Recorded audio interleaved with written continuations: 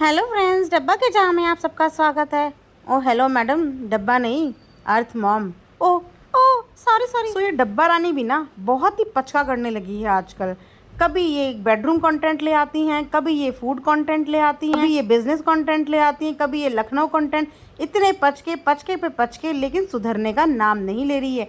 तो ऐसे ही दोस्तों, आज का भी इनका व्लॉग आ चुका है और अगेन आज के व्लॉग में भी इनका देखने को मिला है हमें बाहर का खाना और इनके घर के अंदर का नकली ड्रामा। इतनी सेंसिटिव और इमोशनल न्यूज़ देने से पहले इन्होंने एक बार भी सोचा नहीं कि उस न्यूज़ को मुझे कैसे देना है।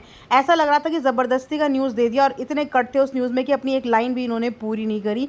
एक बार भी इन्होंने ये नहीं बोला कि may his soul rest in peace. एक बार भी ऑडियंस से ये नहीं बोला कि क्रिप लिख दो। इस तरीके का तो इनका बताया तो बताती ना व्लॉग में, और अगर बता ही दिया था ये चीज़ें तो इस चीज़ को ढंग से तो बता देती कम से कम। बस एक फॉर्मेलिटी निभानी थी कि मैं ऑडियंस को बता रही हूँ। कल को ऐसा ना हो कि ऑडियंस को तो ऑलरेडी पता चली गया है और बोलेंगे कि व्लॉग में बताया भी नहीं। तो बताने के बाद भी तुम्हारा क्या फ़ायदा हुआ, क्योंकि तुम्हारे चेहरों से तो कहीं से कहीं तक कोई दुख भी नज़र नहीं आया। अब बोलने वाले लोग ये भी बोल रहे हैं कि बहुत दूर का रिश्ता है, तो दूर का रिश्ता तो तुम्हारा है, लेकिन उन बच्चों का तो गहरा और अपना रिश्ता है। लेकिन उन बच्चों के भी मुंह पे चेहरे पे कोई शिखर नहीं, बिल्कुल मज़े में है। और एक बात बताओ, दूर के रिश्ते कैसे हो गए? क्योंकि आपकी नज़दीकियाँ तो डेटी खाला के साथ बहुत गहरी हैं। तो जब नज़दीकियाँ गहरी होती हैं ना, तो हर रिश्ते अपने ही होते हैं, चाहे वो रिश्ते कितने भी दूर के हों।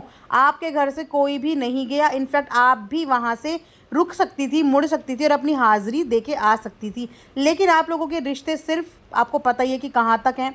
बेटी खाला, उनके बच्चे, आपके भैया भाभी, ये है आपके रिश्तों की एक बाउंड्री। और इस बाउंड्री से बाहर ना तो आप जाते हैं, ना तो आप किसी को आने देते हैं। मतलब घर ना हुआ, एक फॉर्मेलिटी की दुकान हो गई कि भैया सब जगह फॉर्मल फॉर्मल फॉर्मल बिहेव करके एक व्लॉग को 8 से 10 मिनट का बनाना है और उस व्लॉग को दुनिया के आगे दिखाना है। जब से इनकी शादी हुई है ना, इनके व्लॉग की क्वालिटी इतनी ज़्यादा गिर चुकी है कि देखने को कुछ भी नहीं मिलता। सब कुछ ड्रामा, मतलब फैमिली व्लॉगिंग है ना, तो वो फैमिली है कहाँ। कम से कम पहले शर्मीली जी, सब के सब घर के सदस्य देखने को मिलते, तो एक फैमिली तो देखने को मिलती थी। पर अब तो फैमिली के नाम पे या तो ये बाहर घूमते हुए नजर आते हैं, या अपनी कार के अंदर कभी रात को चाय पीते हुए, या कहीं मौधा से लखनऊ, लखनऊ से मौधा, मौधा से कानपुर, कानपुर से मौधा, सिर्फ यहाँ घूमते हुए नजर आते हैं। तो भैया फैमिली व्लॉगिंग है, इस चीज़ को भूलो मत। लोग फैमिली देखना चाहते हैं और उसी फैमिली को दिखा दिखा के आप आज यहाँ तक पहुँची हो। तो फैमिली को ही आपने अपनी व्लॉग से मिस कर दिया। उसके बाद बात करते हैं इन लोगों के फॉर्मल रिश्तों में। तो वैसे तो मौधा से मुंबई, मुंबई से मौधा, इनका आना जाना लगा रहता है। हर तीसरे चौथे दिन ये आती जाती रहती हैं। वैसे ये घबराहट की बहुत बड़ी पेशेंट है कि इन्हें हर चीज़ को लेके घबराहट हो जाती है, लेकिन ट्रैवल का नाम सुन के इनको कभी भी घबराहट नहीं होती, जबकि ट्रैवल का नाम सुन के अच्छे अच्छे को घबराहट हो जाती है। इनफैक्ट हमें भी अगर कोई बोल देना कि यार यहाँ से वहाँ तक जाना है, तो हम भी उससे पहले एकदम सोचने लगते हैं कि अरे यार इतना लंबा सफ़र। लेकिन इन मैडम को सफ़र करने में घबराहट नहीं होती। इन मैडम को कार के अंदर सफोकेटेड होके 5-5, 6-6 आदमियों के साथ बैठने में घबराहट नहीं होती। लेकिन इन मैडम को घबराहट हो जाती है जब इनको थोड़ा सा कहीं पे भी किचन में काम करना पड़ जाए, या इनको थोड़ा सा भी ऊपर वाले रूम से नीचे के किचन में आना पड़ जाए, नीचे के किचन से ऊपर वाले कमरे में जाना पड़ जाए, तो इनका इनका हाय, इनकी घबराहट ही ख़त्म नहीं होती। तो दोस्तों, अभी चीज़ें ख़त्म नहीं हुई हैं, अभी तो बहुत सारी चीज़ें हैं जो डिस्कस करनी है। उसके बाद ये लोग जाते हैं डेंटिस्ट के पास। चलो फाइनली तुमने कोई ढंग का इनिशिएटिव तो लिया। गुटका किंग के दांतों को बहुत ज़्यादा मरम्मत की ज़रूरत थी, क्योंकि वो दांत से ज़्यादा ईंट पत्थर लग रहे थे। जैसे ईंटों का कलर रेड होता है ना, वैसे उनके दांतों का कलर इतना गंदा हुआ था। तो ये चीज़ करने में भी आपने ऑलमोस्ट 1 साल लगा दिया। ये चीज़ तो आपको अपनी शादी के तुरंत बाद ही करवा देनी चाहिए थी। बट ठीक है, मोहब्बत होती है, शायद उनको अपने इन्हीं रंग बिरंगे दांतों के साथ बहुत बड़ी मोहब्बत होगी। तो चलो फाइनली डब्बा ने कन्विंस कर ही लिया गुटका किंग को कि भैया आप अपने मुंह से इस गुटके के छाप को साफ करवाओ और थोड़ा खिलखिलाते हुए, चमकते हुए दांत लेके सामने आओ। लेकिन वहाँ पे भी इन्होंने अपने हस्बैंड की बेइज्जती तो जैसे करने का इन्होंने अब ठेका ही ले लिया है। इनके हर व्लॉग में ये हमेशा उनकी इंसल्ट करती हुई नजर आती हैं, और इस बार भी कुछ ऐसा ही हुआ। तो मैडम को इतनी ज़्यादा थकान हो गई खाते खाते कि मैडम ने शूज़ खोले और कार में ही अपने पैर पसार लिए। अम्मी इनसे कई ज़्यादा उम्र की वहाँ पे बैठी हुई थी, लेकिन उनके पैरों में दर्द नहीं हुआ, लेकिन उन्होंने अपने पैर सीट पे नहीं चढ़ाए।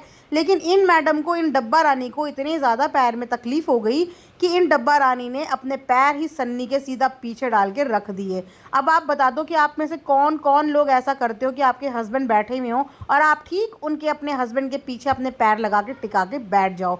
हमारे यहाँ तो टच करना भी, पैर से किसी को टच करना भी बुरा माना जाता है। ना तो किसी आदमी को, औरत को पैर टच करना चाहिए, ना ही किसी औरत को आदमी का पैर टच करना चाहिए।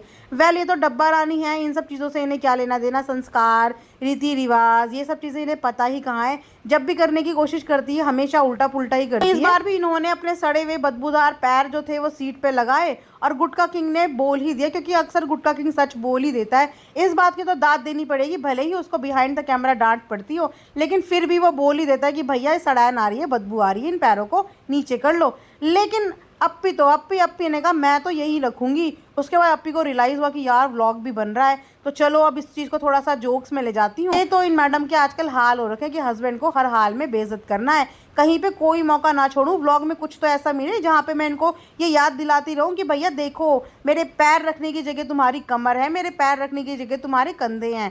वाह जी वाह डब्बा रानी, अच्छा इस्तेमाल हो रहा है। वैसे तो इस्तेमाल दोनों ही एक दूसरे का कर रहे हैं, कोई किसी से कम नहीं है। उसके बाद अचानक से मैडम के अंदर का डिज़ाइनर जाग उठता है और मैडम को ये याद आ जाता है कि मैं तो हर चीज़ मैचिंग ही पहनती हूँ। अरे मैडम, थोड़ा सा पीछे के व्लॉग जाके अपने देख लो, थोड़ा सा अपनी ड्रेसिंग सेंस देख लो, जो आप इतने पास्ट 1 महीने से दिखा रही हो ना, कोई भी आपको देख के ये नहीं बोलेगा कि अभी आप न्यूली ब्राइड हो, नई नई आपकी शादी हुई है, साल भर भी आपकी शादी को नहीं हुआ। जिस तरीके से गेटअप आपने अपना बनाया हुआ ना, ऐसा लगता है कि 5-5 6-6 साल शादी पुरानी हो चुकी है आपकी, और अचानक से आज आपको ये याद आता है कि मैं तो बैग भी मैचिंग पहनती हूँ।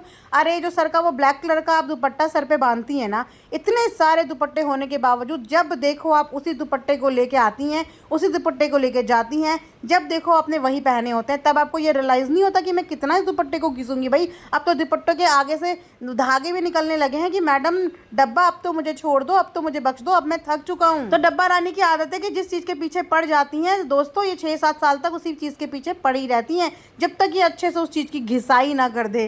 सो दोस्तों, ये था आज का एक रिएक्शन डब्बा के जहाँ के व्लॉग पे। आई होप कि आप लोगों ने एंजॉय किया होगा। लाइक शेयर सब्सक्राइब ज़रूर करें and thanks for watching earth mom Dehradun.